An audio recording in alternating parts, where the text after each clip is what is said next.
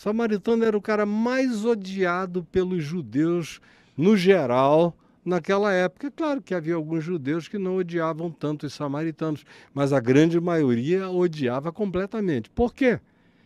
Porque os samaritanos, quando foram para o seu exílio na Síria, eles se miscigenaram com o DNA dos assírios. Eles perderam o pedigree judaico, israelita e tudo mais. E o culto judaico ao seu pedigree, ao seu DNA, era uma coisa tão idolátrica, era maior do que o culto a Deus. E aí eles passaram a odiar os samaritanos por 500 anos. O samaritano era o cara mais desprezado. Os romanos invadiram e tomaram tudo em Israel. Cobravam impostos. Faziam fileiras de cruzes. Houve períodos em Israel em que havia 500 cruzes erguidas entre a Galiléia e Jerusalém, para que fosse um outdoor, para que todo mundo que fizesse aquela viagem olhasse para os crucificados, que em geral levavam dias morrendo de sufocação, gemendo e gritando, e aí era uma mensagem que dizia: olha o que acontece com quem não obedece os romanos.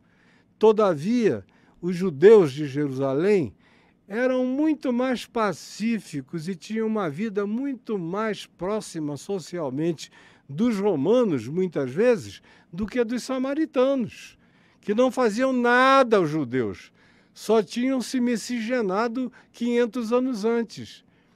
Para piorar um pouco essa história, quando Jesus tinha mais ou menos 19 anos de idade, um samaritano perturbado, louco, provavelmente esquizofrênico, descompensado, entrou no templo em Jerusalém, pegou um monte de ossos humanos numa sepultura e jogou em cima do altar do templo, criando uma dessacralização, um sacrilégio do ponto de vista dos judeus.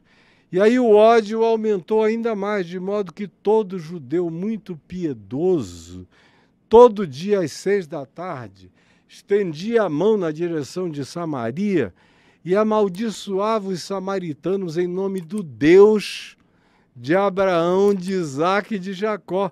Você vê o que a religião é capaz de fazer em nome de Deus, usando o nome de Deus de maneira tão maligna. Se tem uma designação para satânico, é isso. É esse ódio praticado em nome de Deus, nada pode ser mais perverso do que isso.